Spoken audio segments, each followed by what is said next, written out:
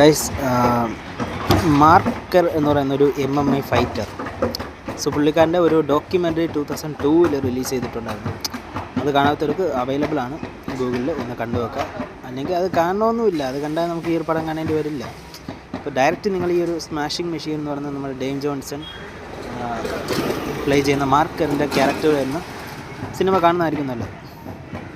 So സിനിമയിലെ marker എന്ന് പറയുന്ന ഒരു MMA ഫൈറ്റർ, പുള്ളിക്കാരൻ്റെ ആ ഒരു പേഴ്സണൽ ലൈഫ്, ആ ഒരു എന്താ പറയുക, നമ്മൾ തളപതി പറയുന്ന പോലെ എന്താ ഉച്ചത്തിൽ ഇരിക്കുന്ന ടൈമില്ല.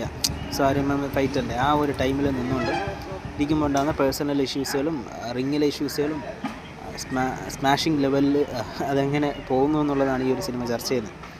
നല്ലൊരു ട്രാൻസ്ഫോർമേഷനാണ് ഡെയിൻ ജോൺസൻ്റെ ഭാഗത്ത് നിന്നും. എമിലി ബ്ലണ്ടൊക്കെ സൂപ്പറായിട്ട് അഭിനയിച്ചിട്ടുണ്ട്, ഡെയിൻ ജോൺസൺ അഭിനയിച്ചിട്ടുണ്ട്.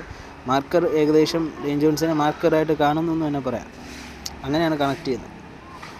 സോ ഒരു സ്പോർട്ട് ഡ്രാമയാണ്. അപ്പോൾ അങ്ങനത്തെ ഒരു ടിപ്പിക്കൽ ടൈപ്പിലുള്ള സിനിമകൾ ഇഷ്ടമുള്ള ആൾക്കാർക്ക് ഉറപ്പായിട്ടും ഇഷ്ടപ്പെടും. പിന്നെ ഡെയിൻ ജോൺസൻ്റെ ഫാൻസുകാർക്ക് ഒന്നും പറയണ്ട, സൂപ്പറാണ്, നല്ല പെർഫോമൻസാണ്, പോയി കാണുക, നല്ല പടമാണ്, അത്രേ പറയാം.